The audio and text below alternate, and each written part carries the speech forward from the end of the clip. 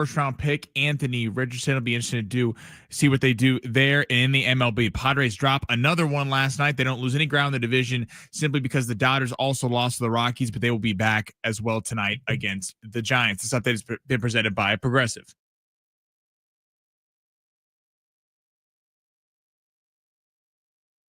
Welcome to the Fletch Zone. I'm Ben Fletcher. That's Sammy Long. No fluff, just facts.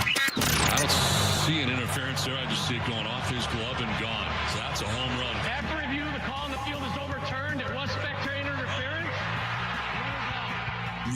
Really stupid.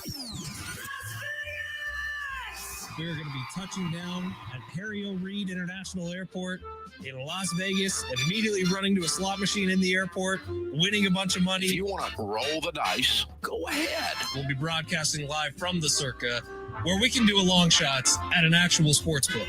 We are going to go place this live at the book beforehand. I am both have an envelope that's stuffed full of cash. That money. Yeah. That money. I will throw like $20 into a Huff and Puff slot machine and try to win a bunch of money. It's time to get paid. Now, live from the studios of San Diego Sports 760, we enter the Fletch Zone. We are heading out to Las Vegas tomorrow. Cannot wait for it. The Fletch Zone going abroad for a couple of shows on Thursday and Friday. We will be doing the show here tomorrow, and then immediately afterwards heading down to the airport in San Diego, heading out to Las Vegas for a couple days of fun at the Circa Resort.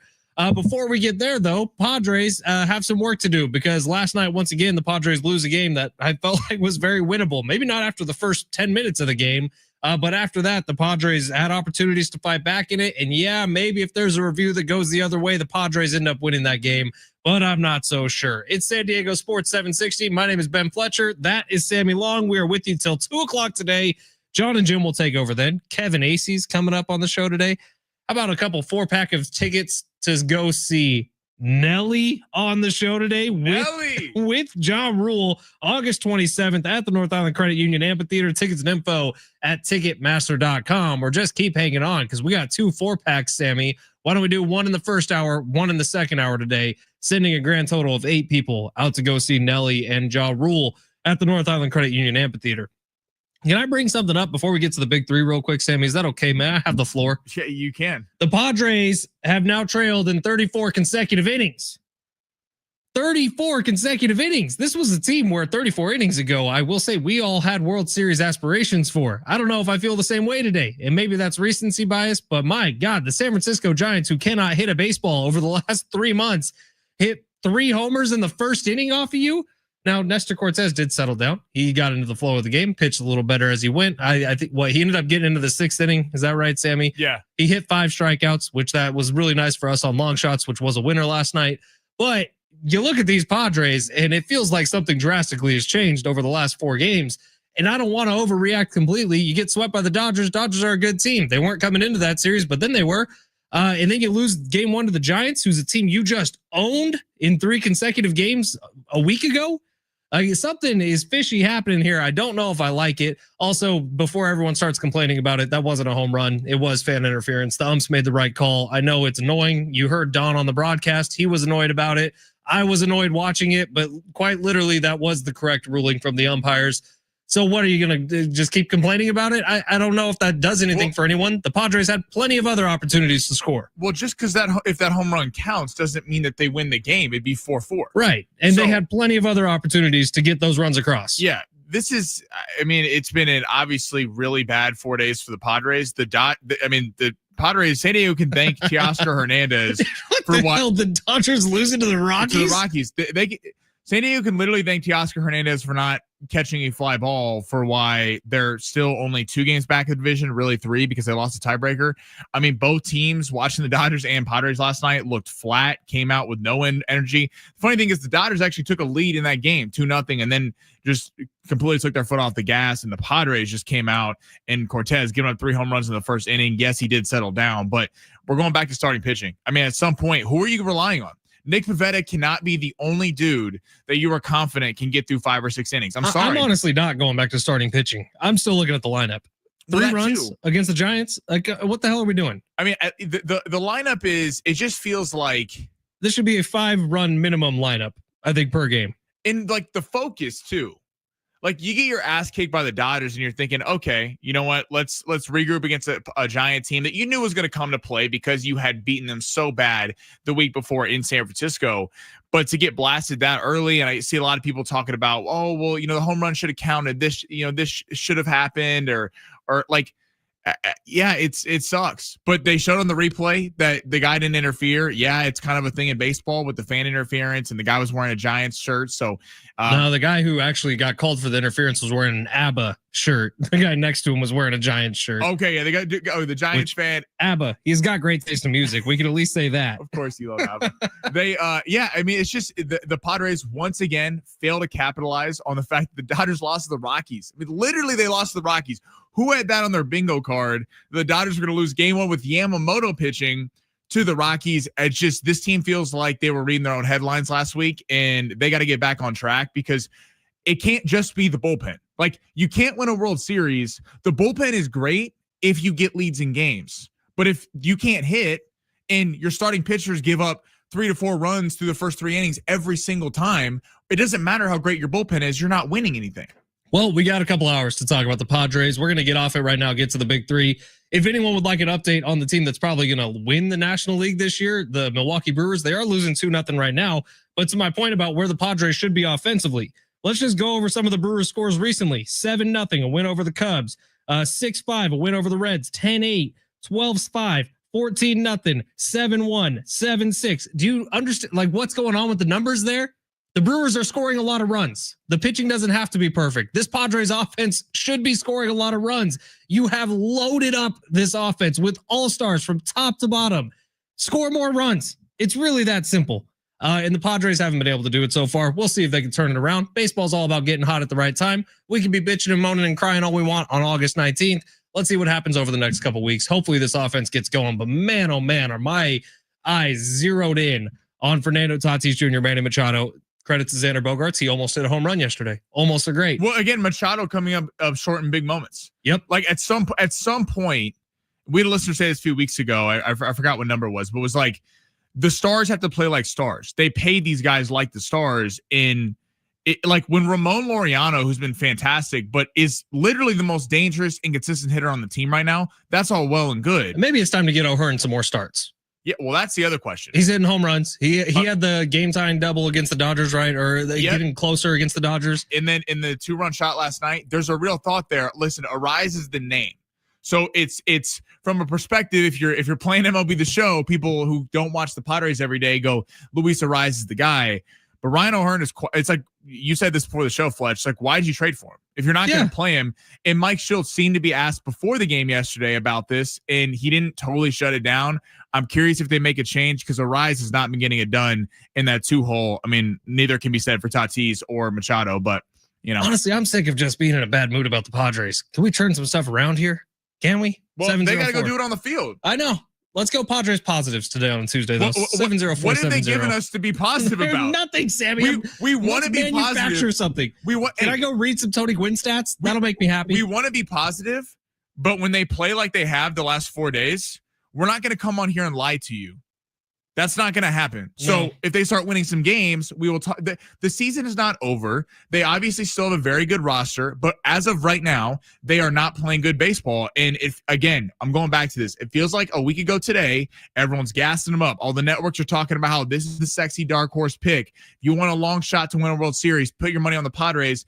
And they read these things, and they have absolutely shrunk in the 4 games since after that. It's just... Let's get a couple of the big 3 stories in. Let's get off of this right now. We'll get a couple in here, save some for the other side. It's San Diego Sports 760. Sammy's about to take us through the top stories in the world of sports. We got some movement happening with quarterbacks in the NFL. Let's get to it. Smash it. Your lunch break is here. Ready to go back to the office and knock the socks off your friends? I mean, coworkers? It's time for the top stories of the day. The Big 3. If you would like to watch the show, a couple ways for you to do it. On X, at Fletch and Sammy. On YouTube, at San Diego Sports 760. For Thursday and Friday, we're going to try to also do the stream Thursday and Friday. It's going to depend on some Wi-Fi capabilities of where we're at. We'll update you there. But Sammy, where are we starting? Indianapolis Colts quarterback situation. So named today. Daniel Jones, the former New York Giants quarterback, has been named the starter over the 4th overall pick, Anthony Richardson, from a few years ago.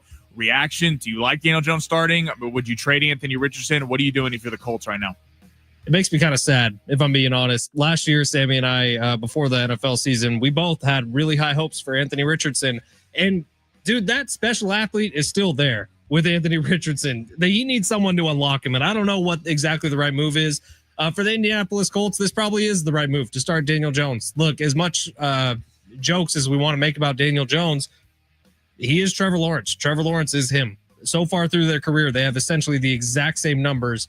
So Daniel Jones has shown through a dysfunctional organization with the New York Giants that he actually can be a quarterback. And it's easy to make fun of Daniel Jones. It is. The goofy giraffe running down the field.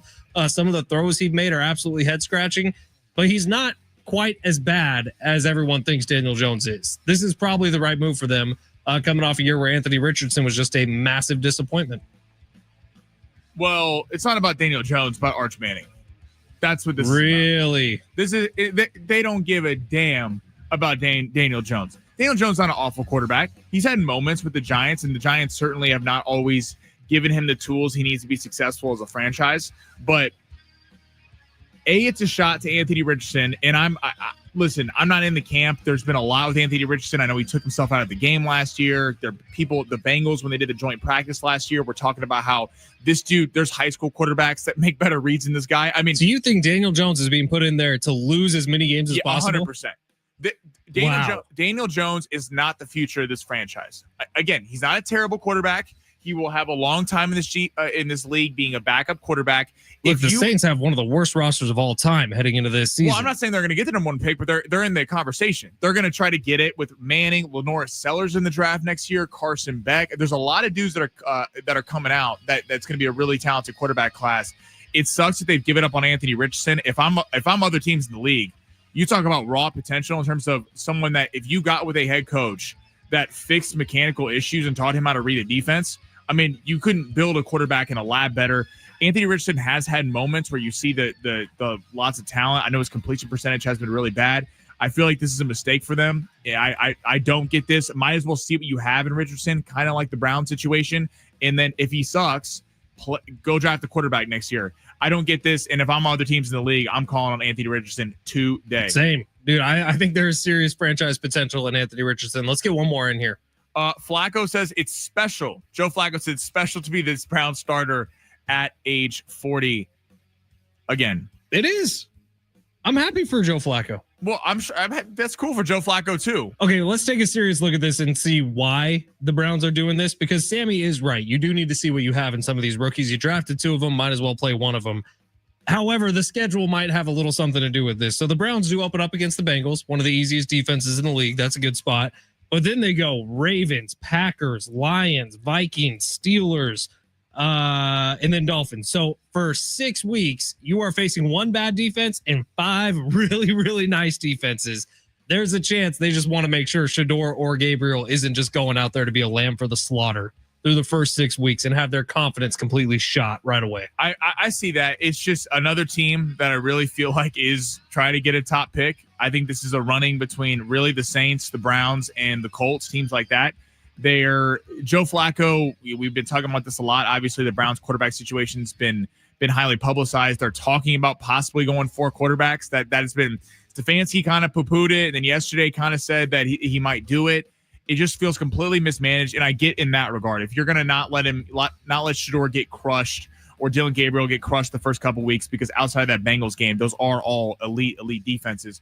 But I mean, they're obviously not a team that's going to be competing. They're not competing for a division title. They are far and away the 4th team in their division. They need to pull the plug fast. Right, but you don't want Shador going out there in one of his first starts and saying, "Oh yeah, by the way, TJ Watt's over there." No, I'm with that, but you also have the thing of if you had drafted 1 quarterback, if you had taken Shador or Dylan Gabriel, I'm fine with this. Like, let him start the first 6 weeks. But then let's say the first 6 weeks are done. We get to that Miami game. Who's starting? And then how long is the leash on, let's say it's Dylan Gabriel or let's say it's Shador. How long is the leash on either one of those guys before they get pulled for the other one? So you're only having, let's say they both play 6 games. That's just hypothetical after Flacco goes 6. you're only having six games of game tape on these two quarterbacks before you're picking at the top of the draft next year. And we're going to be sitting here talking about what do you have in these guys? You won't know. Do we have confirmation on anyone outside of, I guess, Cam Ward, who we're presuming is going to be the starter in Tennessee? Any other rookie quarterbacks that are going to be starting week 1? I don't think so. Jackson Dart, does he have a chance? Dart's making a run for it. He really is. He's playing nice in the preseason. I'll tell you who he's not going to start this year, but a guy that has quietly been really nice in the preseason, Jalen Milroe from Alabama and Seattle. I wouldn't be surprised. Like, they took him in the second round. He could have a shot to be the quarterback after Darnold in a year or two. And is this the year Joe Milton takes over for Dak Prescott? A little tongue in cheek, but I know a lot of Cowboys fans who are ready for the move. Can you imagine if Joe Milton was good, how much credit Jerry Jones would be taking for that? Right? And how much crap the Patriots would get for letting him walk. He was the preseason superstar a year ago. He's the preseason superstar this year. I tell you, I know people who love the Dallas Cowboys who are ready to see Joe Milton starting this year, who are so out on Dak Prescott. I'm sure Dak Prescott's fine to take $55 million to sit on the bench. I know. All right, it's San Diego Sports 760. Quick break here. Let's continue on with the NFL and the Big Three coming up next. It's San Diego Sports 760 live on the iHeartRadio app, and Kevin Acee is going to be joining us at 12:30 to wrap up our Padres discussion. You're listening to San Diego Sports 760.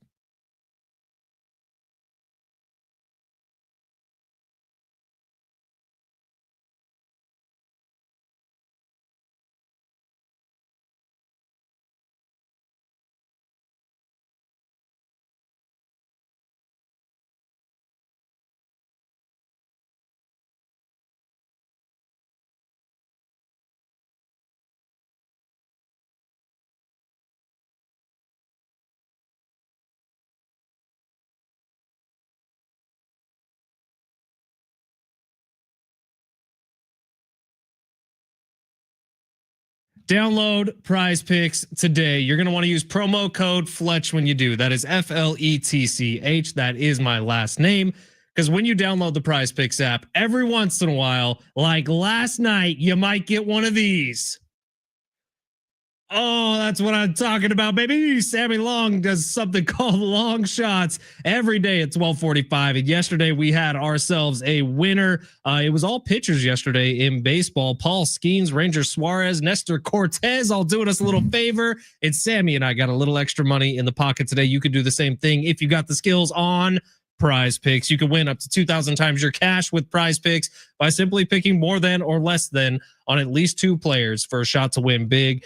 Football season right around the corner. We literally have college football coming up this weekend. There's a bunch of discounts on the board on Prize Picks for this weekend's matchups. Get in now so you can start winning some cash. Prize Picks is my favorite daily fantasy sports app. I've tried them all. Prize Picks is the one I've stuck with. Been with them since November 2023. And I'll tell you this, I ain't never going to stop. Prize Picks is the best. Taco Tuesdays like today. Flex Fridays will keep you coming back all season long for more sports action. So what are you waiting for? Download the Prize Picks app today. Use promo code Fletch, FLETCH. Get that $50 bonus in lineups after you play your first $5 lineup. Prize Picks. Run your game.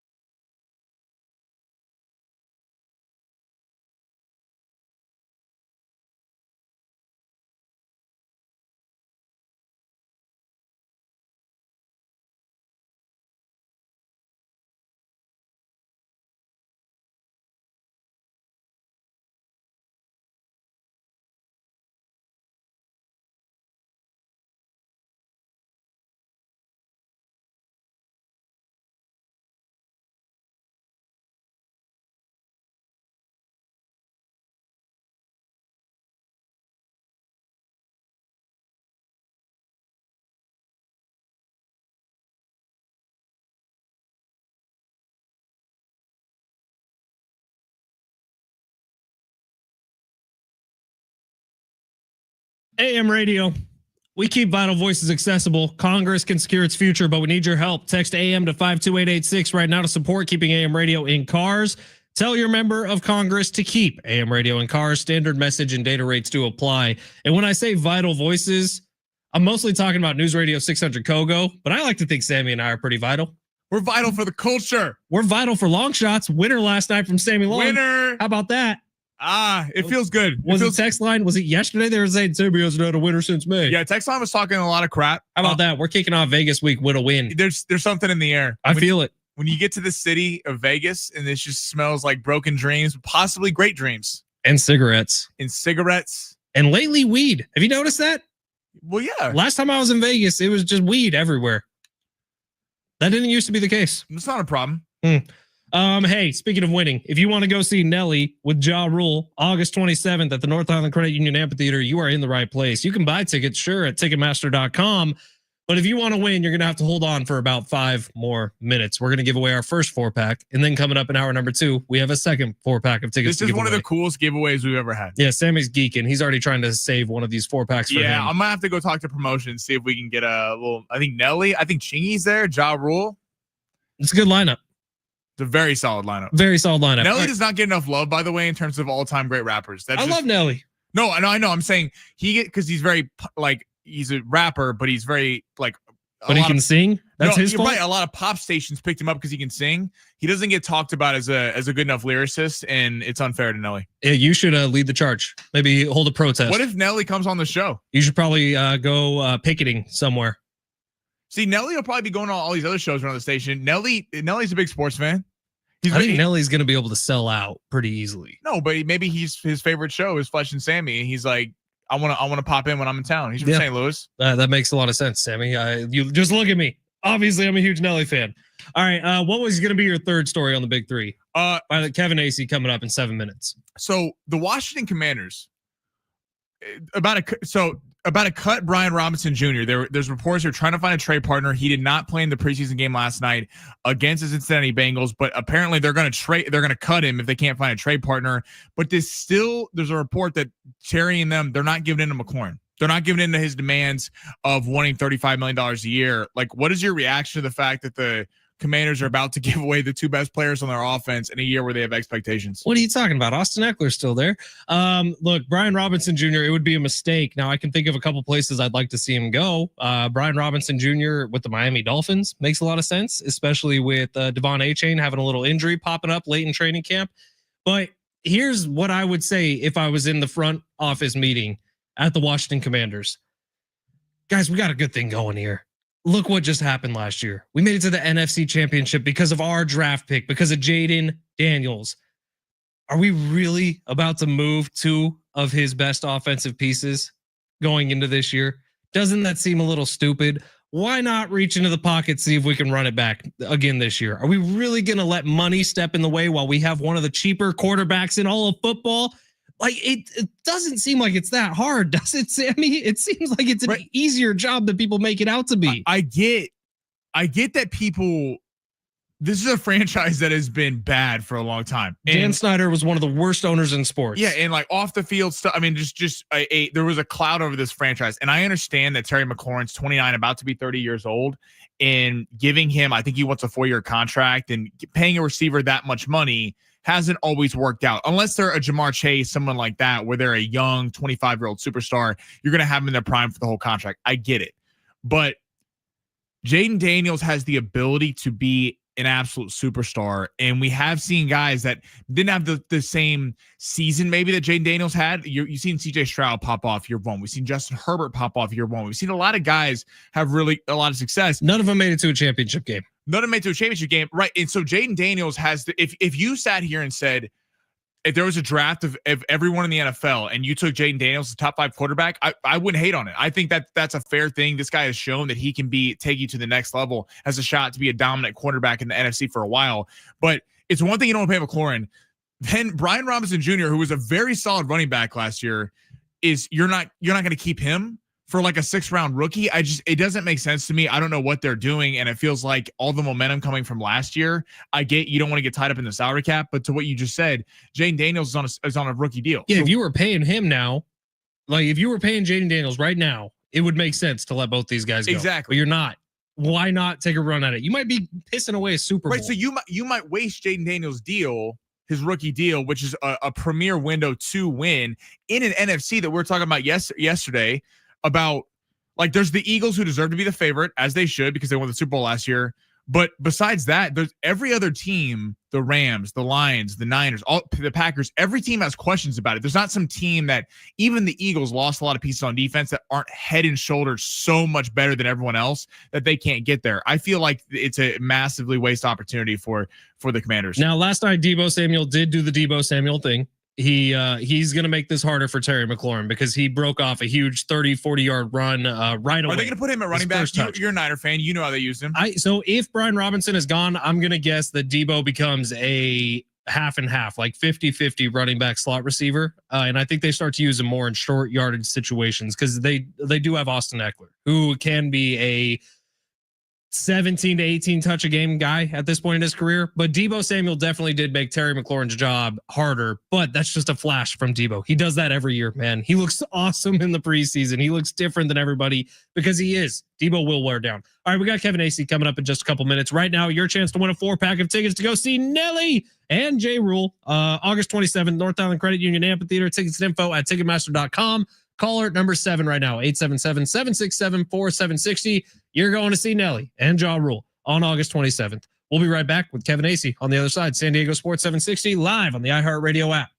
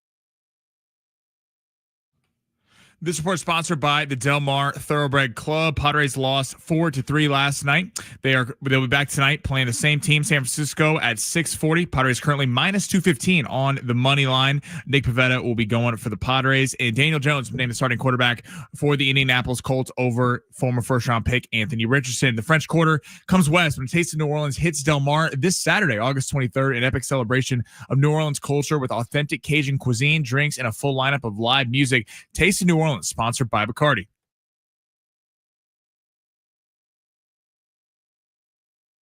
Kevin Acee on San Diego Sports 760. Brought to you by the all-new Hamul Casino Resort, the Players' Place. Some call him the Jane Austen of newspapers. Some call him the Ernest Hemingway of online newspapers. I just call him my friend Kevin Acee. Hi, Kevin. Good afternoon. How are you, pal?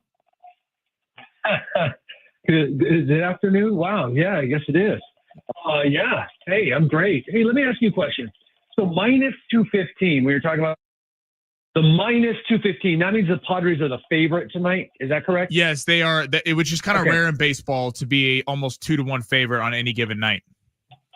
Okay. I was like, I don't know. I don't know the betting. I don't understand. I got minus means, good, as in like you're the favorite. Got it. Yeah. I mean, what is it? Is it King against Pivetta? I mean, this kid, he's pretty rough. The pitcher for the Giants. Okay, got it. Yeah. So if you bet $100, Kevin, on the Padres, what would you make, Sammy? You'd make like 80 something bucks less. No. You make like 30. I might be messing this up. Yeah. I think you have to bet $215 to win 100. That's what it is. That's it. Yep, Sammy got it right.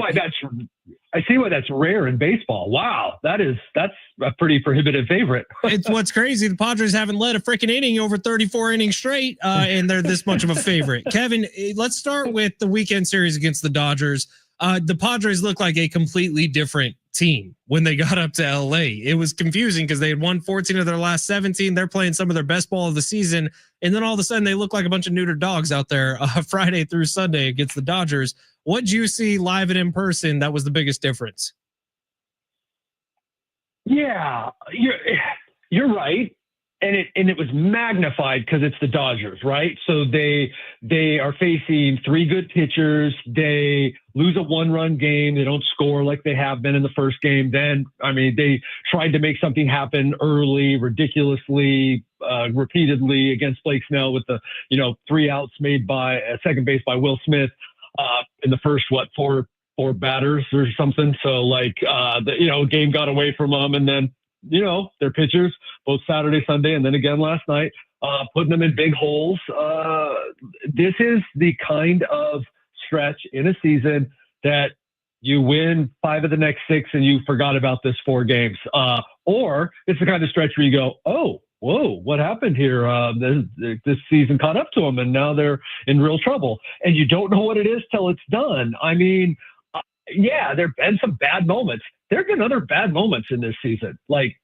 You know what I'm saying? But they played 3 against the Dodgers, got swept, missed an opportunity, dropped an opportunity. There's no way around it. They blew it this weekend in LA, but okay. I mean, okay. Dodgers are a better team. That's just kind of like my how I'm looking at it. And then I watch the season after season and I see that the team that is hot in October generally wins. Your 2018 Red Sox, 17 Astros, those are rarities, man, where you're going, or it's 22 Astros. Hey, they're going to win this thing unless something really crazy happens. It's the team that's hot. That's what you're paying attention to. In your opinion, what do you think is a bigger problem right now, the starting pitching or the bats? I'm going to go with starting pitching. And I'm going to use as evidence, even though I hate to use this small sample size, the last 3 nights, right?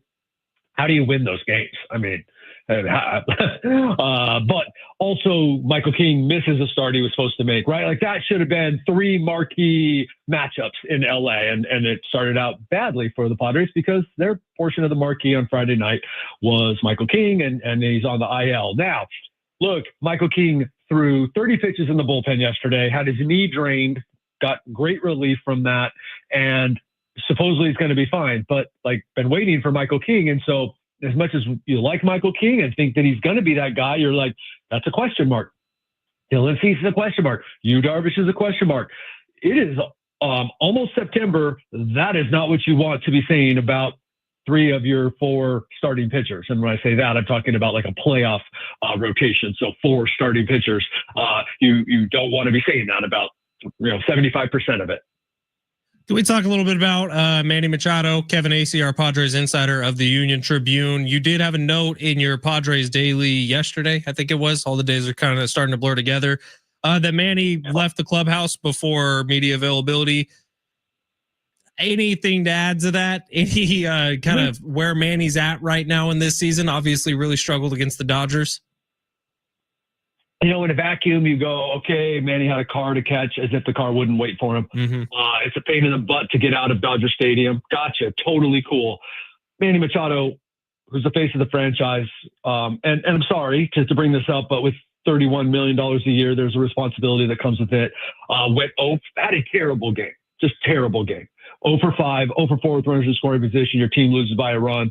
Manny Machado needs to talk. Okay, he didn't. That's the only reason I put one sentence in there. That's all. I mean, he needs to talk. And when you're going to talk about him in the story, you owe it to Manny Machado as the reporter to get Manny Machado's take rather than just saying that he, was terrible.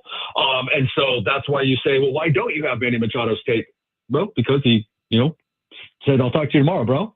So, okay. Didn't talk yesterday, by the way. It wasn't around. Didn't even ask him. Wasn't around really. Manny's scuffling. Manny does scuffle. It doesn't happen too often. It doesn't happen too often this time of year. Like Manny's generally pretty hot in the second half. And when the Padres go to the playoffs, it's because largely Manny was pretty hot. Now, thankfully for the Padres and their fans, the Padres aren't counting on that like, Manny or bust. No, I would say it's going to be hard to win a championship or win too many playoff series without Manny contributing. But like they have a deeper lineup now. So, okay. And look, there's almost 6 full weeks of the season left. Let's see what happens. But no doubt Manny's not coming through almost at all, and certainly not in the clutch in August. Not to really harp on the details, Kevin, but I think you wrote in the Padres Daily that he was on his way out as you guys were coming in. Like, what was the actual moment, the play-by-play? Did you see just the back of Manny Machado walking out? No, I was like, hey, he turned and said, hey, I got to go. I'll talk to you tomorrow, bro. There you go. All Gave right. it to you. It's not a huge deal, like, except for, like I said, and I'm only talking about it because first you asked, and second, like it's a responsibility. I can't just say, Manny stunk. There's a glaring hole in that. Manny needs to speak about that or be given the opportunity to speak. So that's all. Don't want to make a big deal out of it, but that's what it was. Do you think that there's really legs to O'Hearn replacing Arise in the lineup? No, there are legs to O'Hearn getting in the lineup more, for sure. Arise. I'm not even sure where that comes from, unless it's like people like outside the building creating that. I don't know where that's coming from. Could that happen once? Like Arise get a day off? Yeah, sure, that could happen. But like Arise is hitting 290. I get it. The on-base percentage, I don't even know what it is, but it's not good for a guy who's hitting 290 and batting second. But like Arise, in the course of the 2 days in the last 2 days in Los Angeles, had 3 doubles. And this isn't like an isolated incident. Like I'm just pulling it out of thin air or, using recency bias. Like if Manny gets a hit, Padres win at least one of those games. I mean, Arise, like, he's been a valuable member of the lineup. I'm utterly confused by the idea of Luis Arise being out of this lineup. Now, we could talk for an hour about where he should hit. We could talk about like the disappointing season he's having, especially relative to the money they're paying him. That is all in play. But the idea of him being out of the lineup, I don't mean to be any sort of way. I'm just confused. Yeah. Kev, what about Jackson Merrill? You got an update before we let you go? I don't, other than, we'll see how he's walking today. It seemed that last night he was doing a little bit better.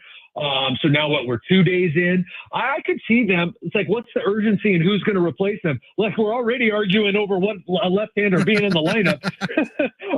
It's like, I could see them waiting 3 more days versus, having Jackson Merrill out for 10 full days when they're playing every one of those 10 days. This is one of those where, hey, it's not like we're hurting to replace him in out there. And so we're fine having Jackson Merrill kind of limping around and getting better versus taking the full 10 days, unless it's going to be something much longer than that, but it does not appear to be. All right, Kev. Sammy and I are heading out to Vegas tomorrow. Do you want us to maybe... You're looking like you're getting curious about the betting stuff. Do you want us to maybe throw some money? Kevin Acee futures? Yeah. No, I learned long ago when I first got into sports writing, like feeling good, like, oh yeah, hey, I learned a little bit about, no, I know nothing. If I did, you probably wouldn't know me if I knew anything about betting, because I would have made a lot of money, right? So or else we'd all be on our yachts. So no, absolutely not. Thank you. The Powerball's up to like 643, Kev. That's as in millions. So why don't we say if you win, I win? How about that? Awesome, dude. Sounds great. Awesome. All right. I'll talk to you guys. All right. Bye, Kevin. Yeah. Kevin Acee on San Diego Sports 760. Brought to you by the all-new Jamul Casino Resort. The Players Place. Manny Machado, man.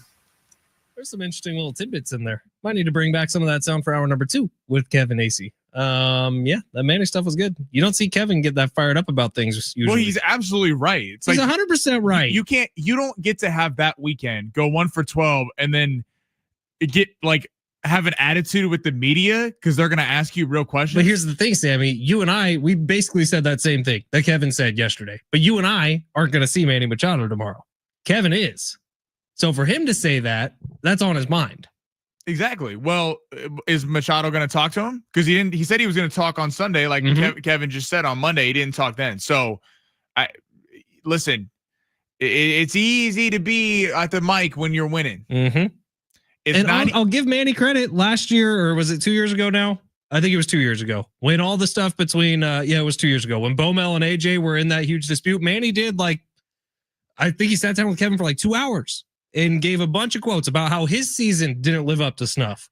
So I'll give Manny credit. Sometimes he has stepped up in those moments, but right now he's not. I got to give one guy credit on this team who has been bashed thoroughly on all of San Diego radio. Xander Bogaerts. So say what you want about Xander Bogaerts, and he certainly has turned his season around. He's cooled off a little bit, but had the almost home run last night.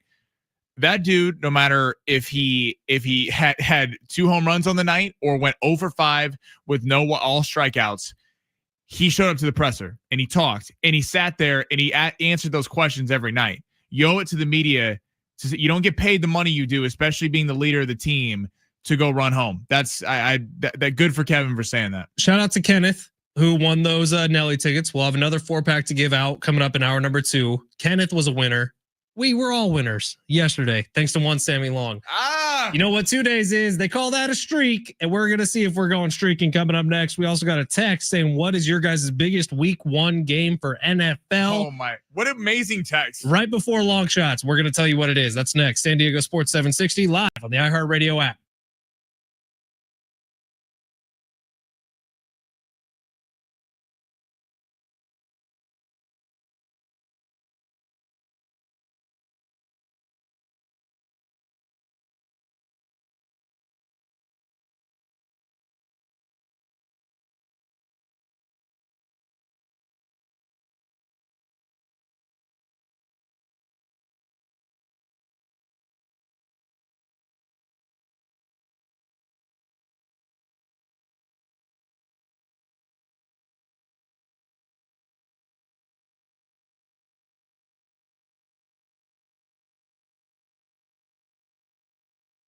I'll tell you why when someone is the right person for you, you truly do know. But first, I'm going to tell you when to call this person. That's Gary Cooper. Call him anytime at 858-376-1299. Gary Cooper's been helping folks in San Diego for over 30 years now. Trusted, honest, and hardworking. Call Gary Cooper today. Tell him Fletch sent you.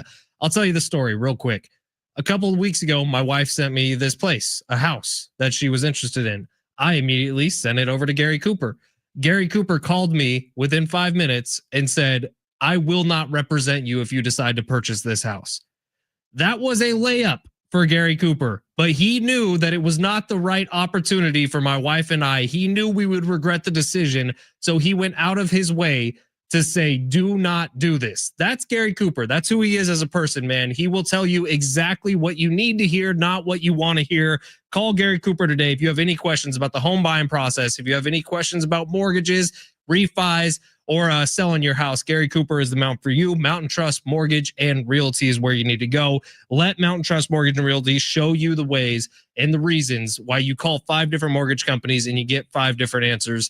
Gary Cooper is the man. He felt so passionately that this was a bad decision for my wife and myself that he said he would not represent us if we decided to move forward with that purchase. Gary Cooper's the absolute best, because guess what? We're not going with that house. It would have been a disaster for us. Call Gary Cooper today, 858-376-1299. Not only will he give you reasons, he will back it up with the information. He will give you his degree in loanology that you can only get from one place, and that's Mountain Trust Mortgage and Realty, and that is only with Gary Cooper. Call him today, 858-376-1299, or visit my friend Gary Cooper online at mountaintrustmortgage.com.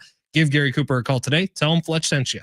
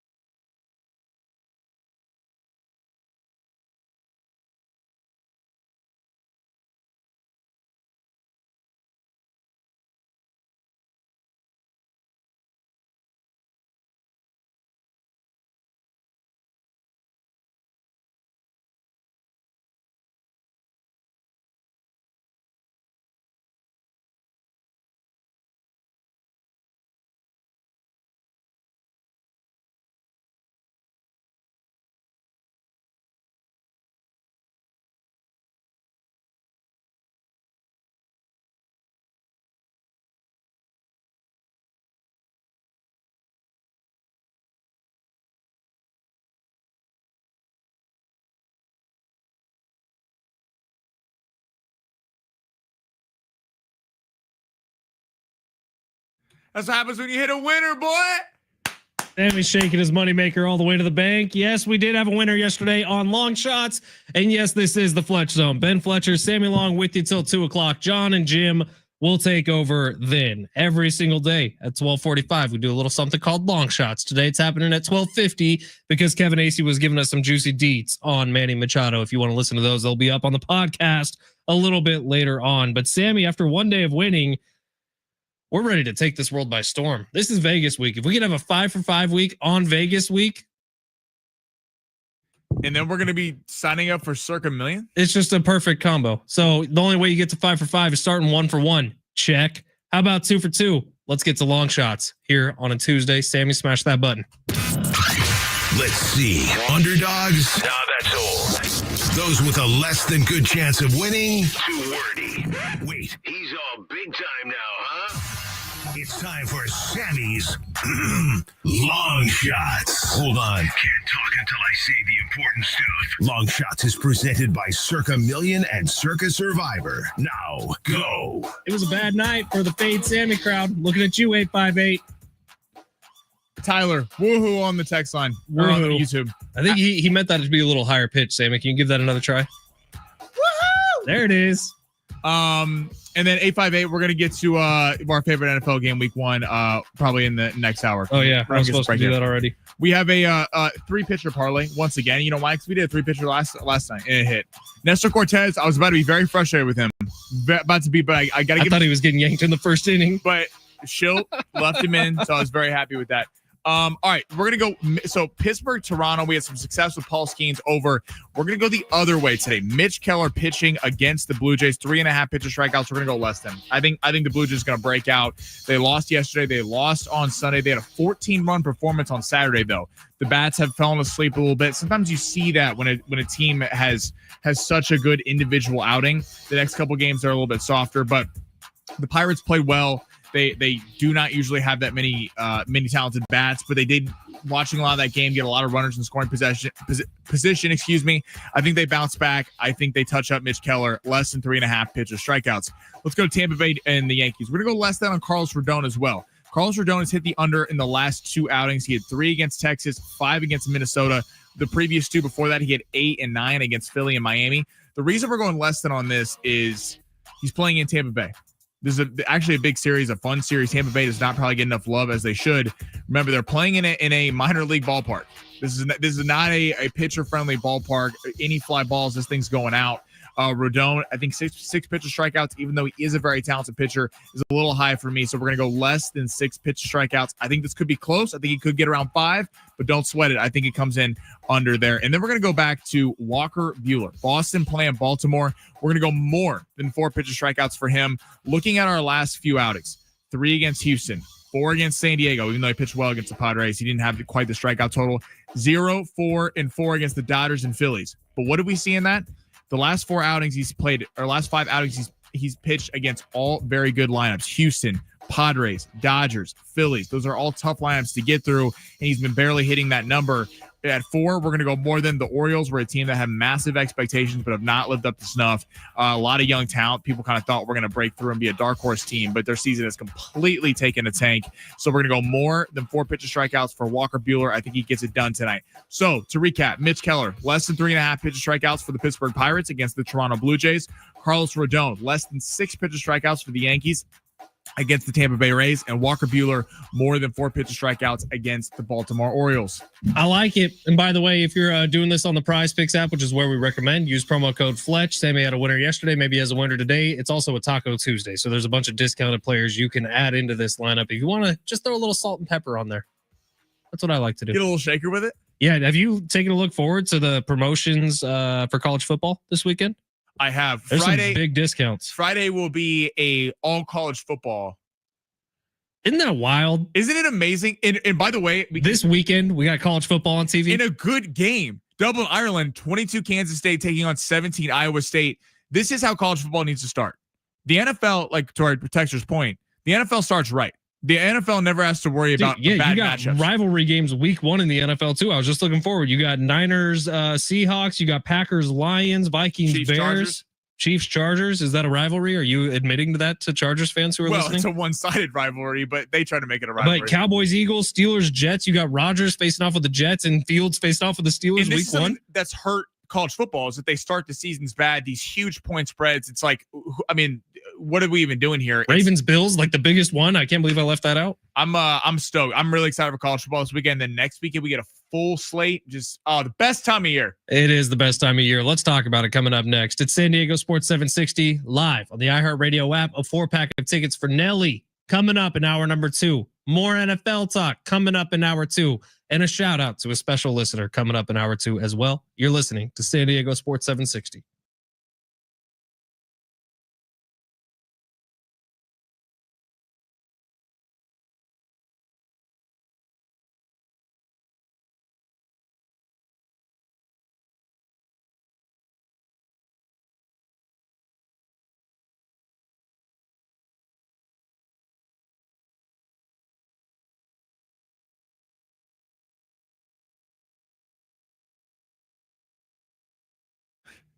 Do you like $21 million? How's that sound? I love $21 million, but see, you're not just going to win it sitting on the couch. But oh wait, you can playing Circa Million and Circa Survivor. All you got to do is sign up in Vegas. You have until September 6th at 2 p.m. So you got to get out to Vegas. It's an excuse. Take the family, take the boys, take the trip. Just go out to Las Vegas. That's where you got to go. Stay at the at Circa. Go to the sports book. I'm gonna tell you about both of them. Circa Million, you pick 5 games against the spread each week. So if you think you know more than the books, you're kind of a quantity person over a quality person. Pick 5 games against the spread each week. Here are my picks week 1. You do what you want to do. These are mine. I'm going Chiefs minus 3.5 against the Chargers. Ravens plus 1.5 against the Bills feels absolutely free to me. Justin Fields plus 3 at home against Aaron Rodgers and the Steelers. I don't know if Aaron Rodgers can adjust that fast. I'm liking the underdog there. Broncos favored by the Titans by 8. Give me the Titans, Cam Moore, to keep it close, plus 8. And the Packers favored by 2 at home versus the Lions. Give me the Lions plus money as well, or on the spread. But listen, those are just my picks. You do whatever you want to do. Circa Million, you pick 5 games against the spread each week. Now, if that's too much for you, if you want to do 1 pick a week and you want to put it away, you don't want to think about it, Circa Survivor. You pick 1 game each week. Once you burn a team, you cannot pick them again. So therefore, if you pick the Niners against the Seahawks week 1 and they happen to win, you cannot pick them again later on this season. Sign up with Circa, sign up in Nevada, and play from anywhere. Win your money now with Circa.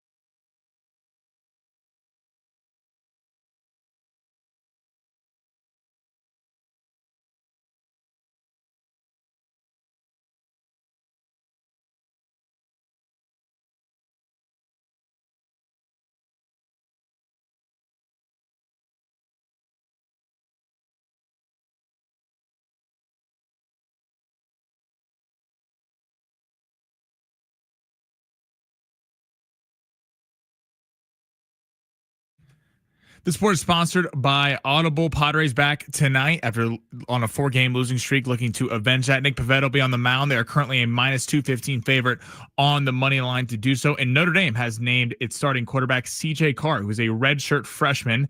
He beat out sophomore Kenny Minchie for the job. Stuck in traffic, Audible's romance collection will have you falling fast in the slow lane. Satisfy every side of you with best-selling modern rom-coms. The hottest romantasy series and anticipated new releases start listing free when you sign up for a 30-day trial at audible.com.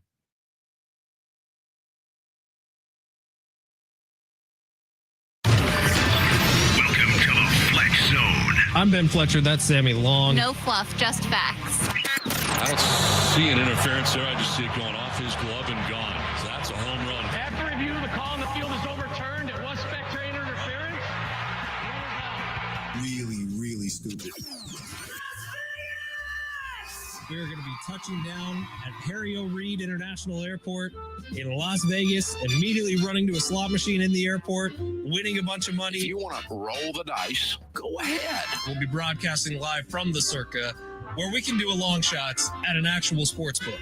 We are going to go place this live at the book beforehand. I am Both have an envelope that's stuffed full of cash. That money. Yeah. That money.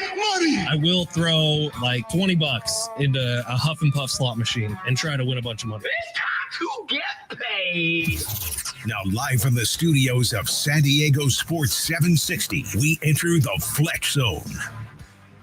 It's hour number 2 on San Diego Sports 760. Hope everyone's having an awesome Tuesday, which scientifically is the worst day of the week, but not here on the Fletch Zone. We're going to have fun for the next hour. We still got a 4-pack of Nelly tickets to give away. We got some NFL to talk. We got some Padres to talk. We got the hour 2 big 3 coming up, but I did want to make a little clarification point on something we did in hour number 1. We talked about Daniel Jones being named as the starter for the Indianapolis Colts this year over Anthony Richardson. And I've seen a lot of people online with similar takes like me and Sammy had a year ago ahead of the NFL season, where we thought Anthony Richardson can have one of those magical year 2s in the NFL because he does have all this athleticism. He does have an unreal amount of potential. And a lot of people are saying that again this year. However, Warren Sharp, who does a lot of numbers in the NFL, and he'll write these big, long articles based purely on numbers, has released the numbers on Anthony Richardson. Here's what he says. 55 quarterbacks in the NFL have 175 attempts over the last 2 years. Richardson ranks 55 of 55 in accuracy, 55 of 55 in completion rate, 50 of 55 in touchdown to interception ratio. Anthony Richardson has a ton of potential. Anthony Richardson has been god-awful on an NFL field. Well, it's also like Richardson had 13 starts at Florida. That was the knock on him, is he had all these physical tools, and he had some big games. They beat Utah, I believe, in the first game of the season, and it was a massive upset. Florida was not ranked in that. But you kind of knew that that's what you were going to get with him. You weren't getting a polished passer. You weren't getting a guy that you knew was going to come in and have a high completion percentage. You were getting the guy that against Houston, the first game of the season, was either last year or the year before, had 2 bomb touchdowns. He had 2 80-yard touchdowns in one game. He's got a cannon of an arm. He's fast. It feels like you're going with the limited option in Daniel Jones, who's not a bad player. He's probably gotten crushed a little too much being in a New York market, but he hasn't been good. And I mean, if Steichen doesn't believe in him and the Colts really are telling you that they don't think Anthony Richardson is a good player, I guess that's an indictment on Anthony Richardson. But I feel like there's way too much potential there to not see what you have. Well, I guess, you know what? I guess they're telling you that they know what they have and they don't think he's a franchise quarterback. So, and I think the locker room doesn't respect him after what he did last year, checking himself out of a game. You do that once and all of a sudden your team just can bail on you. And I think that's what happened in Indianapolis. All right, we got the big 3 coming up in just a second, but I did want to answer this question. What's your guys' biggest week 1 game for Sunday? I would pick Steelers-Jets for the lore, but Ravens-Bills for overall best game on Sunday. Sammy, do you have a matchup? Let's take Chiefs and Niners out of it for this conversation of who would be your number 1 matchup on the first Sunday of NFL season. Okay, so I'm scrolling through all this stuff here. I don't want to piggyback, but I do really like the Ravens and Bills. That's obviously the marquee game. They got that right. It's going to be the 2 teams that have not been able to get past the Chiefs, and there's a lot of pressure on both of the teams this year. Had to come back to the Chiefs, didn't it? No, I mean it's a fact. They haven't. So I'm excited to see how they play in this one. Is Lamar able to get revenge for this? Josh Allen didn't play very well in that playoff game last year, but we all know about the Mark Andrews drop pass and the fumble. But I'm going to go in a different direction. I'm going to go Lions-Packers. Lions-Packers is going to be really fun because we're going to see right off the jump NFC North. Like where are these teams stacked? And because the Packers have kind of been the silent team, you feel like, through all of it in the NFC. A lot of people talking about the Rams, obviously the Eagles, Lions, Fletch doesn't stop talking about the Niners. So in Jim Russell, so you hear that all day on the station. But like the Packers are a solid team that did push Fletch's 49ers a couple of years ago, even though they did come back and win. You wonder if they can make a jump.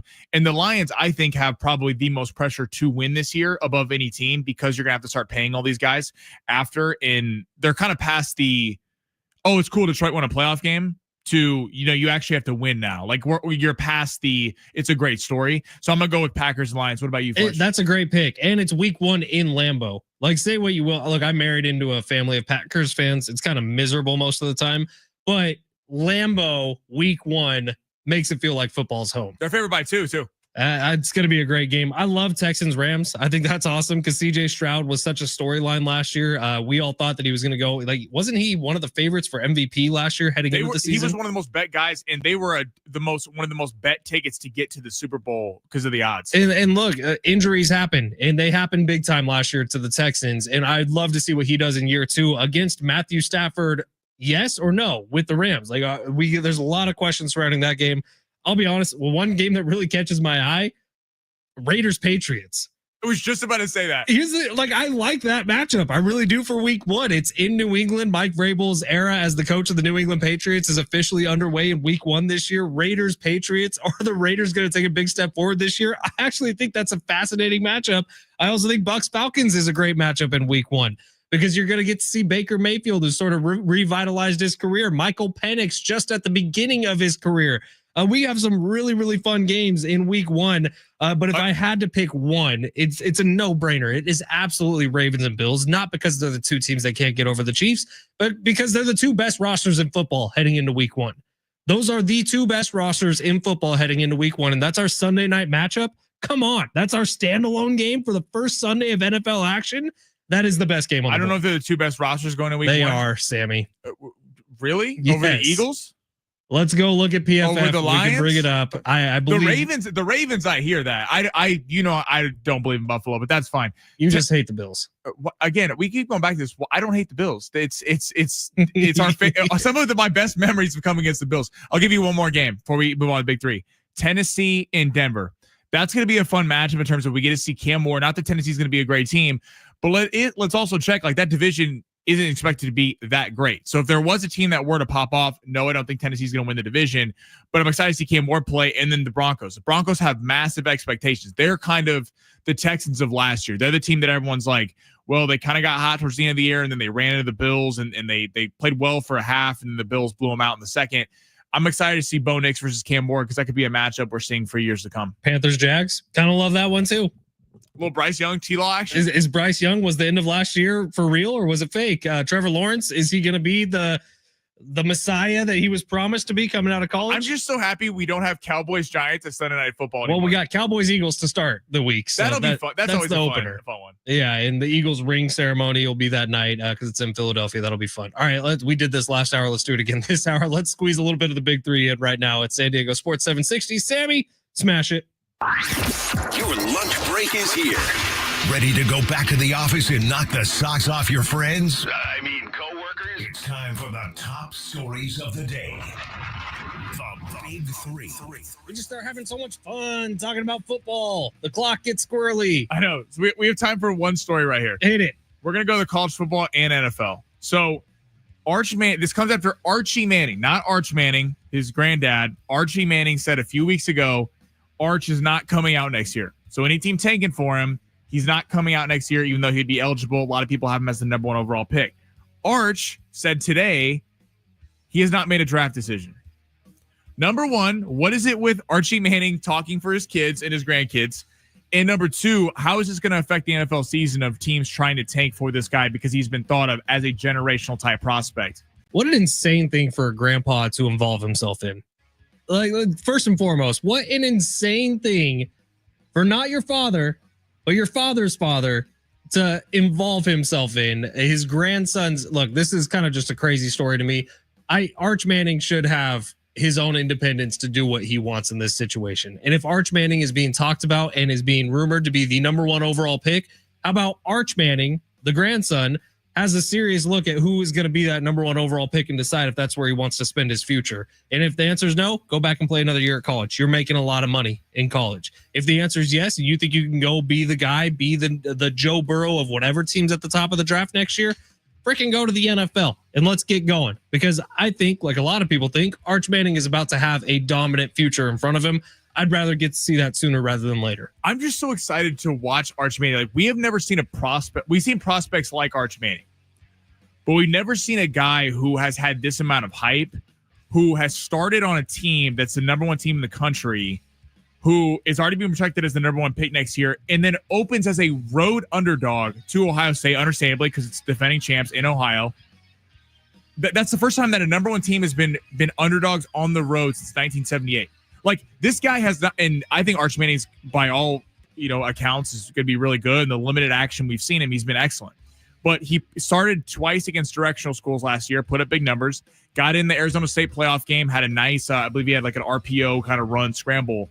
But it is like the amount of pressure on this guy, and then his granddad is saying all this and just kind of talking for him, making draft decisions. It's like, let's just see how he is. I think the guy that's going to surprise people and might be in a discussion for number 1 pick next year is Lenora Sellers. This guy won SEC Freshman of the Year last year, and no one talks about him at Mississippi State simply because Arch is in the conference, and Mississippi State isn't obviously Texas.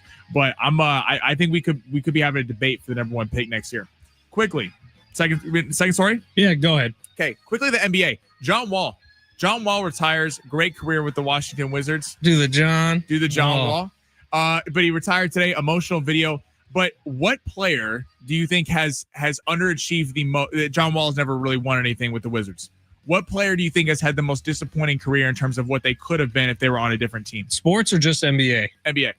NBA, you can put Kemba Walker in a similar situation as John Wall, a super hyped player out of college. His run at UConn was legendary. San Diego State knows that much too well. Kemba's a good one. I think about the Lopez twins, both of them, although one of them got a ring, didn't he? Brooke did, yeah. Brooke with Milwaukee. But yeah, I like those. Lopez twins were crazy hyped. They're like, there's 2 of them. There's 7'5" or however tall they are. They're both coming into the league at the same time. I think a lot of people thought this was going to be a run of dominance for them. You could go back further. I mean, I guess you could even talk about Allen Iverson, who's one of the best players ever to step foot on an NBA guy doesn't court. get enough respect as some of the best players. Look, I love Allen Iverson, one of my favorite players ever, but was it a little underwhelming? Is the finality of his career? Probably. I think those are all good ones. James Harden? Certainly James Harden, Paul George, you do a lot of those guys. Texas 70470, start messing with team. If you got an input on this. If we go NFL, it's Andrew Luck. What the hell, dude? He could still be playing. Totally. He's like 35 years old. This Colts conversation wouldn't even be happening. NBA, I'm going to go Steve Nash. Steve Nash now, all-time player. This is not a shot at Steve Nash. He won a ring, didn't he, with the Lakers? No, or did he not? No. The Lake, that was the year the Lakers and Howard and him and Kobe, and they got first-round playoff exit. He won 2 MVPs, was a phenomenal player for Phoenix. This is not a shot at Steve Nash, but if you could have seen Steve Nash with a different franchise that was just being beaten by the Lakers constantly, Phoenix, if he had gotten out of Phoenix and had some help, his best sidekick was Amari Stoudemire in Phoenix. That I feel like he would have won more. I would have also liked to see Dame early in his career. Again, not a shot at Damian Lillard, all-time player. Earlier in his career, make the move from Portland. I get it's cool to stay with one franchise the whole time. Kobe did it. A lot of guys did it. And there's something to be said for that. But Portland was completely mismanaged for so many years. And it feels like he waited too long to go to Milwaukee. And now he's back with Portland, but the injuries caught up with him. Those 2 guys, I feel like really, and John Wall is certainly in there. John Wall was a guy, if he played for anyone else besides the Wizards, would have won. And Derrick Rose is another guy you just hate to see because of the injuries, what he could have been. I got the answer. Who? Carmelo.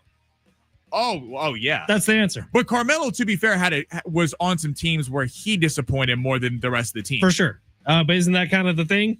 Underwhelming NBA career? That's true. It's Carmelo Anthony. That Knicks team with Lynn and Boozer, and that they should have won something. Absolutely. All right, take a quick break. When we come back, we got a special shout out to give from somebody on Instagram, actually. And let's get into this Padres team because Kevin Acee, I think, gave us some juice. Let's Gnaw on it. Here we go. Coming up next, San Diego Sports 760 live on the iHeartRadio app.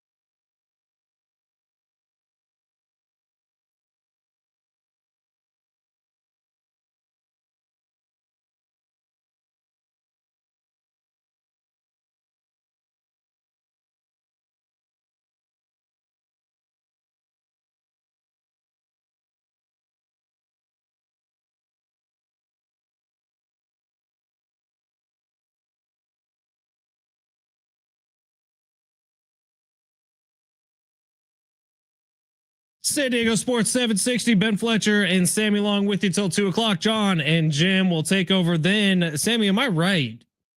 Or is that not Nelly who is speaking to us right now? Let's let him preach to us right now. Underrated Nelly. That's what I've always said. But Nelly is going to be performing August 27th at the North Island Credit Union Amphitheater alongside Ja Rule For tickets and information, you can visit Ticketmaster.com. If you would like to go to that concert for free, perhaps, we have a 4-pack of tickets that are burning a hole in our pockets. We're going to give those away coming up over the next 5 minutes, so don't go anywhere. I did want to get back to the Padres, who are on a 4-game losing streak. It has been 34 consecutive innings now that the Padres have trailed or been tied. This is a problem. Obviously, things need to get fixed. Our buddy Rich on YouTube says, time for the Padres to end this skid. Our best pitcher against the Giants' worst, LFGSD. Time for the Padres. Oh, he said the same thing again. Rich, you're absolutely right. The Giants, I don't know this kid's name. What is it? Who's pitching tonight? I'm not going to say it because I don't want to get canceled, but you can look it up. And we don't need to jinx anything, but Nick Pavetta's on the mound for the Pods today, who is the Padres ace, going against a guy for the Giants who's had a rough start to his career. So let's get this done today. Nick Pavetta, you're getting paid to be the stopper of the Padres, so why don't we get it done today? That from our buddy Rich on the text line. 858, Manny Machado should be obligated to talk to the media at all times. It's not fair to talk when you have a good week and then ignore the media if you have a bad week. 100% right. Look, Kevin Acee said it not an hour ago on this show. He felt very similarly to how Sammy and I were talking yesterday about Manny Machado kind of turning away from the media after a 3-game sweep in LA where Manny Machado played terrible. And Kevin said it also. He's like, look, I get it. Catching a car, getting out of Dodger Stadium is a challenge anyways. But like the car wouldn't wait for Manny Machado, like Manny Machado's not getting paid enough to be the leader of this team, to stick around and answer a couple questions. There is a responsibility for Manny Machado, and it's to the people who are filling up Petco Park on a nightly basis. It's for the people who, like tonight, on a school night, will be there cheering for the Padres, will be there cheering for Manny Machado with their families. It's going to be 40,000 people down there. That's who your responsibility is to. It's not to Kevin. It's not to me. It's not to Sammy. It's to everyone who's paying money to go to Padres games. When you stink it up, man, it's time for you to answer some questions. Well, and he's also like a guy who is not afraid to speak his mind. Has had some fiery quotes over the years, which a lot of people in San Diego like. And he's, said that we're not afraid of the Dodgers. We're not all this stuff. It's like, that's great and all. That's awesome. But you can't just talk when things are going well. You have to sit there and answer questions when it's not. I think it was pretty lame to just dip out like that. And Kevin said on Sunday, he said he was going to talk to him on Monday. Said he didn't talk to the media again yesterday either. It's like, you can't, if the Padres go win tonight, we see Manny Machado at the presser. It's like, so you're not available when you're losing. And specifically, you aren't playing well. That's not acceptable. 858. It's all rigged after the LA/New York debacle series. Major League Baseball definitely wants Milwaukee, Toronto. Imagine the World Series. The MLB trying to draw ratings for Milwaukee and Toronto. Yeah, especially with the fact that they didn't flex the times of the World Series. Like, it's going to be a set date no matter what. If the NLCS and ALCS don't finish on time, and then you're talking about pushing back the World Series, that'll be lower rated than the Diamondbacks Ranger series. I think so too. And you're going up against the NFL full swing. One of the biggest seasons of the NFL, who just keeps going up and up and up. Draw that they're rooting for. Obviously, the Dodgers. I think the Padres could sell. I think the Padres are a new team that people would get behind. I think baseball is praying that it's a Padres Dodgers NLCS somehow.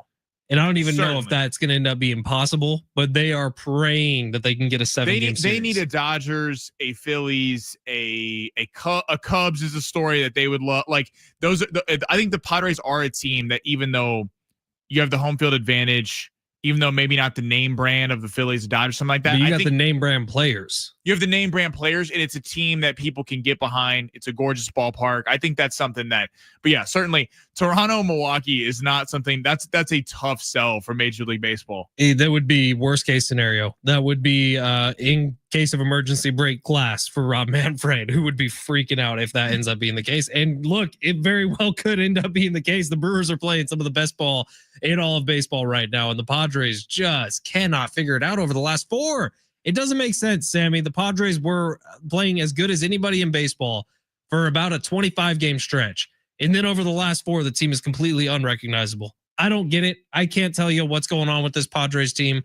It truly does not make sense to me that the offense can look so good, the pitching can look so good, and then flip around on a dime like that. The only thing that makes sense to me is the Dodgers are 100% in the Padres' head, and they broke them a little bit last week. And we saw this in the playoffs last year. Remember how the Padres were playing so free? I know they lost game 1, but they won games 2 and 3.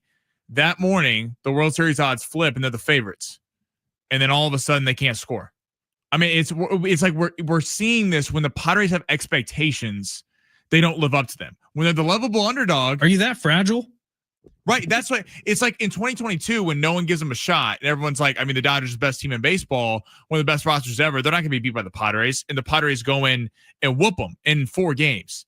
It feels like, and then early in the playoffs last year, they're through 3 games, they have a shot at Petco to close it out.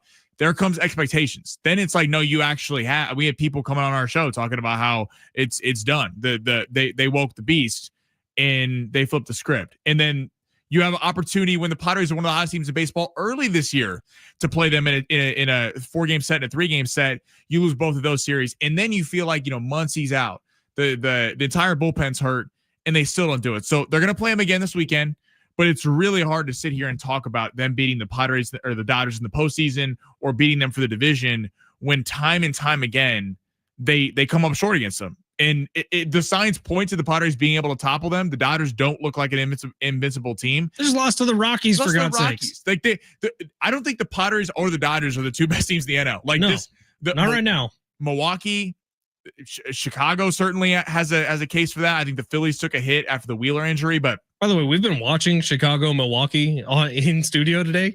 Talk about 2 good baseball teams going at it. Right. And this is a fun baseball game, man. This year, it does feel like where last year it felt like it was really Dodgers Padres who was going to win that series. I guess you could throw the Mets in there because they were really streaky after they beat Milwaukee. This year feels like you can make a case for anyone in the NL who gets in, and I don't think you're crazy for that. All right, our guy Kenneth is already going to the Nelly concert coming up in a couple weeks, right? What's the date on that one? August 27th coming up, literally in 1 week. Kenneth is going. Do you want to go to? We got a 4-pack of tickets on the line right now. 877-767-4760. Caller number 6. You are going to that show on August 27th to go see Nelly. Tickets and info at Ticketmaster.com. It is San Diego Sports 760 live on the iHeartRadio app.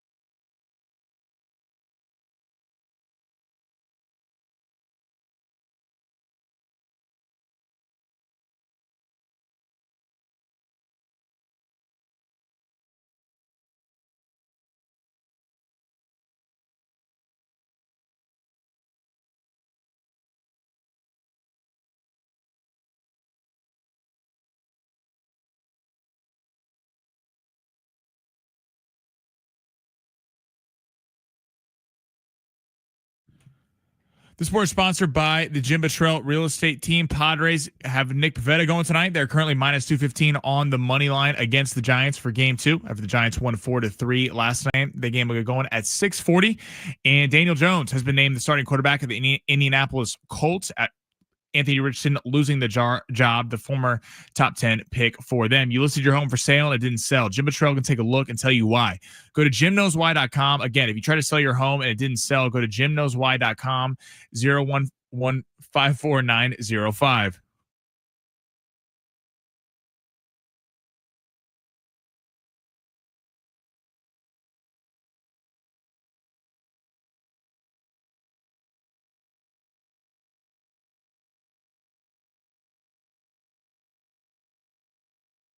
We all remember that one teacher who made a difference, who believed in us, who challenged us, or who just made learning fun. Well, now is your chance to say thank you in a big way with iHeartRadio's Thank You Teacher, powered by Donors Choose.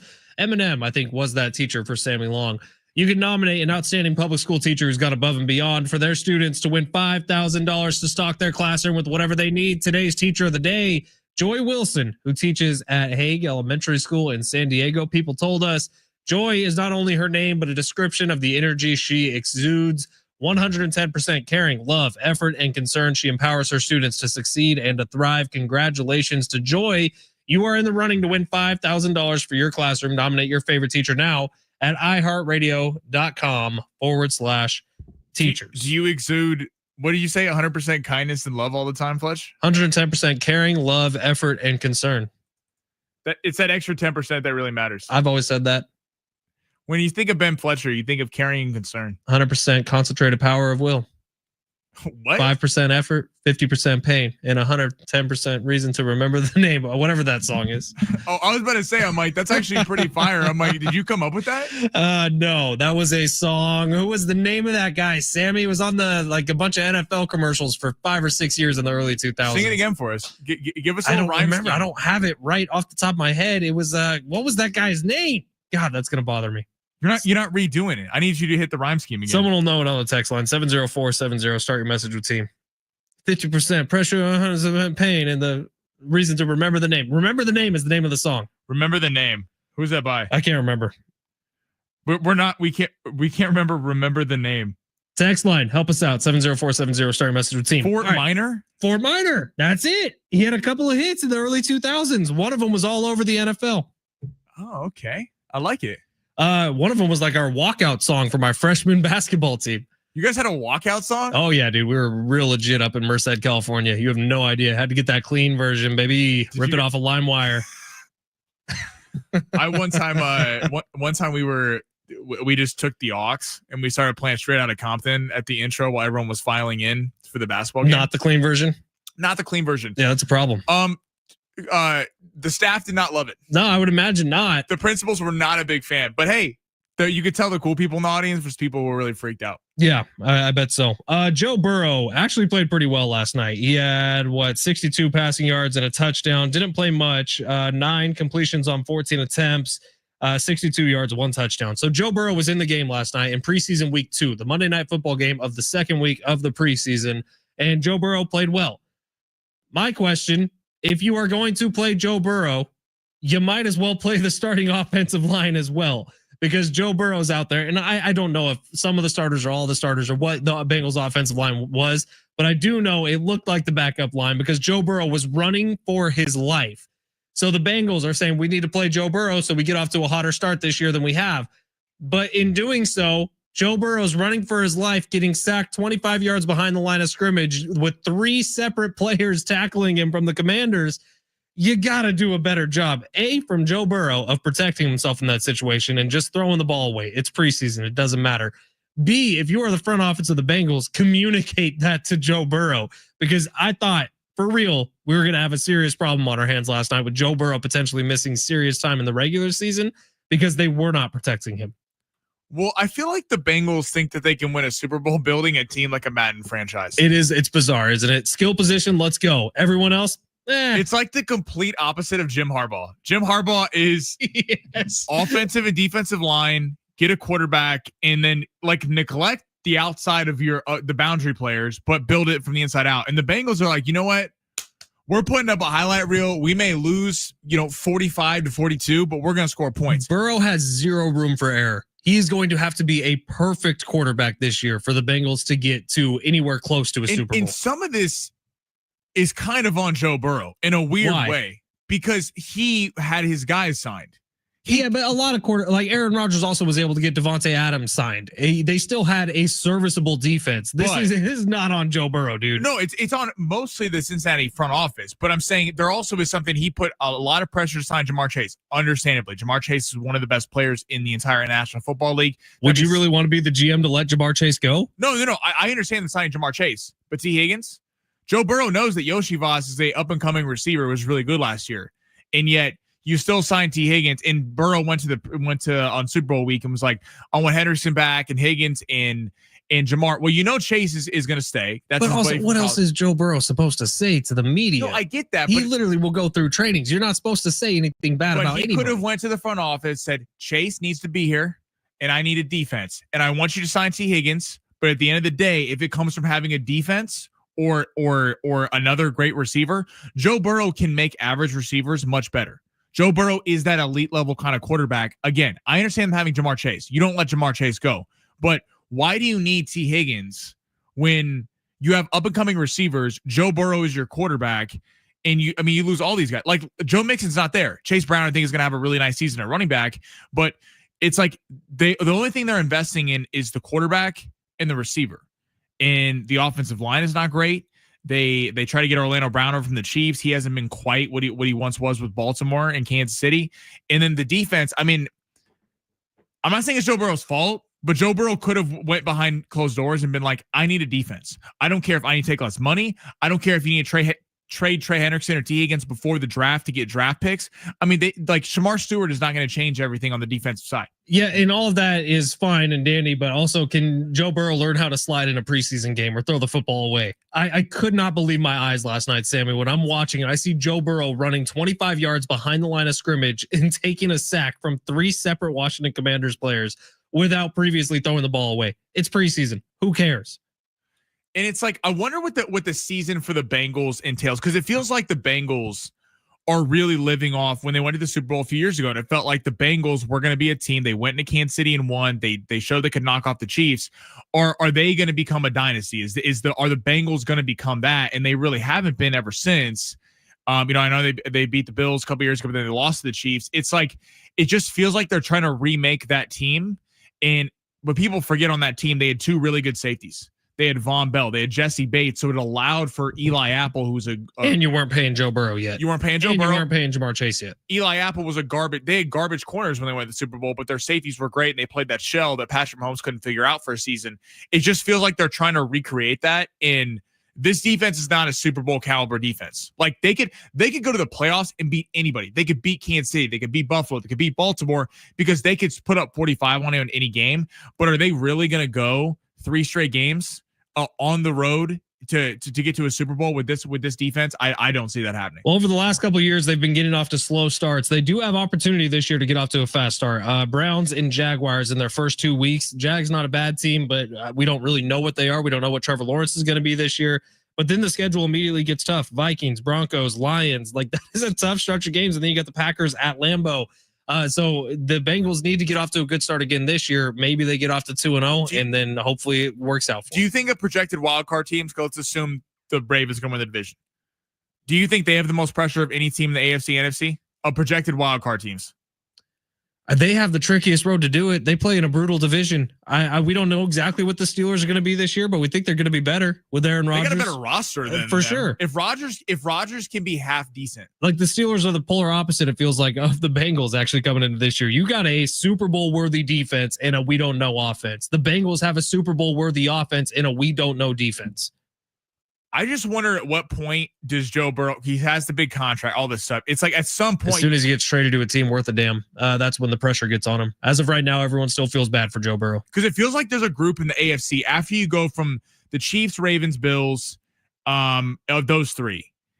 Then there's like a group. Chargers, Bengals, Steelers, Broncos. Who are they? Exactly. All those teams, it's like Texans. Like there's major question marks. They could pop. They could be. All those teams have a lot of talent. They have the ability to go on the road in a playoff series or a playoff game and win one. But I just don't know that any of those teams have what it takes because there's a major weakness at every spot for every one of those teams. Congratulations to Carl who won those Nelly tickets earlier today. Sammy's in love with your last name, by the way. We won't dox you. We won't say what it is, but Sammy thinks it's like the coolest thing ever. It's super cool. So congratulations, Carl. Maybe you'll see Sammy at the Nelly concert. He's going to be out there. Yeah, I think I need to try to work some. You have to bulk up. Isn't Nelly pretty big into weightlifting, or at least he used to be? Yeah, dude. He was buff for a while there, wasn't he? Yeah, you see him on the Grills cover. Oh yeah, he's got the 6-pack. You want to see my what? Are we on the day of him playing? Are we going to do the little? No, little I will Band-Aid? not. But you should. The foil grill. Get a grill and a little Band-Aid right below the eye, like the Dilemma video with Kelly Rowland. I think that'd be a really good look for you, Sammy. I think you should try it out. Get a grill. Get a big St. Louis Cardinals jersey that's going down to my ankles. I think it'd be fantastic. I love Nelly. I know you do. All right, we're going to take a quick break. More Nelly love on the other side. Now we'll close this thing out. Get you ready for John and Jim. Get you ready for Padres Giants game 2. Coming up next, it's San Diego Sports 760 live on the iHeartRadio app.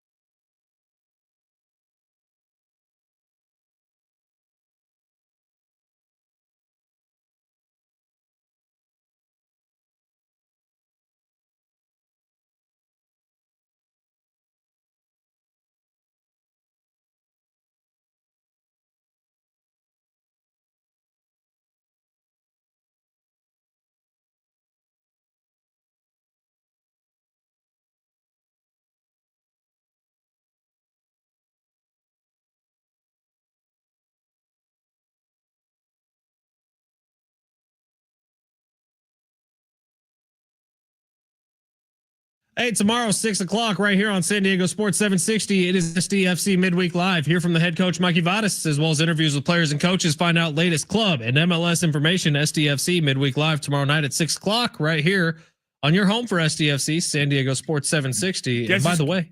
Oh, you going to say it? Mikey Vadas jumping on our show tomorrow as well, right at this time. Coach coming on. Potential MLS Cup winning coach if things go well here over the next couple months. Yeah, remember when he came on our show like a month before they got going, and we're just like asking questions like, "Oh, like what are your expectations for this year?" And he's like, "We're gonna play fast." He's like, "We're gonna play fast. We're gonna play well." And you're like, "Oh, that's awesome," but like every coach says that they're gonna like go win something. You're like, I don't really believe it. And then these fools just go out here for months on end and perform like the best team in the MLS. It is super exciting for the city of San Diego, and it's awesome seeing the crowds out there. Unreal, man. It's funny that's what you remember from that interview. What I remember was talking about burritos versus tacos, cocktails versus beers, dogs versus cats. He answered them all correctly. Do you think we should ask him again, because maybe it's changed? He's been living in San Diego, potentially. Like tacos, burritos. That's a hot debate in San Diego. I find myself one day thinking tacos, one day thinking burritos. I feel like I flip flop quite a bit. If you had a gun to my head, I'm probably going tacos. But I think I'm there too. I just feel like tacos. It's like classic. Like it's and not saying nothing against a burrito, but like a taco. There's more places to get tacos than there are burritos. There's more places to get good tacos than good burritos, but the best burrito might beat the best taco. I like that. So here's the thing. In LA, it actually got popular first. So this was 5 or 6 years ago, right before COVID, I would say. My buddy sent me this picture of a little pop-up tent on a street, just a random tent that had a line around the block. I think it was first in Long Beach is where I saw it first. I obviously could be wrong about this. But it had one of those spinning wheels of pork. What's it freaking called? Pork. I'm Al Pastor. Okay, Al Pastor. Yeah, a spinning wheel of Al Pastor with a chunk of pineapple sitting on top, with the juices kind of flowing down it, and the line around the block of people there just to get tacos. And then over the last couple of years, there's ones that have popped up in La Mesa. So my wife and I have been able to start frequenting those. And usually it's cash only, but you walk up, they slice it right off the spinning wheel of meat, which is just chicken, a LA dream. Unbelievable. Oh my gosh. And it's cheap. Tacos are elite. I would never get a burrito from one of those places. No. Because I'm seeing them shave the meat right off of it right. Why would onto you the taco. That? Are you not switch topics, but are you a pickleball player? No, never have. I got picked to pretty good at ping pong though. Well, so it's kind of so I'm playing pickleball with Gina the Latina in like 30 minutes. You're gonna get your ass kicked. No, I know. Gina takes it seriously. I know. So I was told by our program director, Mary Ayala, you're gonna be playing in this event on Saturday night. I was like, okay, I never played pickleball before. She's like, you're gonna be fine. Just do it. So then Gina texts me and goes, have you played before? I go, no, I played a little tennis before. So I think I'm trying out today. I think this is literally a try. She told me that we're playing like these high school kids, these like high school team. I'm like, these kids play this for a living? You're toast. Now my tennis game is modeled after some of the greats. Like, of course. Give me your tennis grunt. Look, if you're going to talk, that's a pretty big part of tennis, Sammy. You said my tennis game is modeled after some of the greats. When I get on tennis court, people have been like the greatness of a Federer, the power of an Alcaraz. Right, well, we're setting you up right now. You're doing the jump serve. You're getting lined up. You got 2 tennis balls in your pocket, 1 in your hand. You throw it up in the air. You're about to jump, and you say, "Oh, that is so weak, dude." No, but Gina's gonna kick your ass. You're done. I'm not a grunter. I model my game after John McEnroe. More of a moaner. I model my game after John McEnroe. Okay, so tribute. I asked our program director. I said, "Is it okay if we yell at line judges at this thing?" She said, "Absolutely not." I go, "Well, what if John McEnroe did?" So if anyone needs a refresher, right here. You can't be serious, man. You cannot be serious. That ball was on the line. Chalk flew up. It's the same energy as Pete Weber in bowling when he says, "Who do you think you are?" I am. Exactly. That's anniversary just passed, by the way. That's the kind of energy we're coming with Saturday night at a pickleball tournament. Well, you're gonna have so much fun, and you're definitely not gonna be hungover at all after a couple days in Vegas. That is a concern. So not to say anything, like saying you deserve to go to this. I'm excited you're going to this. I was asked to go to this a couple weeks ago. You said no? Well, I have a fantasy football. My dynasty league is in San Diego that week. We draft that night. We could have been on a team. I dude. know, but I couldn't make it happen. I apologize about that. I'm sorry. That's fine. I don't know if you can hit the pickleball. I probably couldn't. I'd probably be pretty bad at it. I'll be honest. I've seen you on the basketball court. I don't know if pickleball, if that's the same kind of energy we're taking. Ping pong's my sport. That was not basketball related. That was out of shape related. But yeah, you're going to have a ton of fun. Gina is going to carry you. I hope you're okay with that. She is a stud, by the way. Yeah, I know. We expect championship. Gina plays weekly. She plays weekly? Weekly. We're expecting championship pedigree Saturday night. All right. Well, that's it for us. Pickleball. What else we got? That's it. That's the best we can do. Are the Padres going to win tonight? No. Yes. You said no, yeah. I do think they win tonight, but they're in a bad place right now, man. It's San Diego Sports 760. John and Jim next.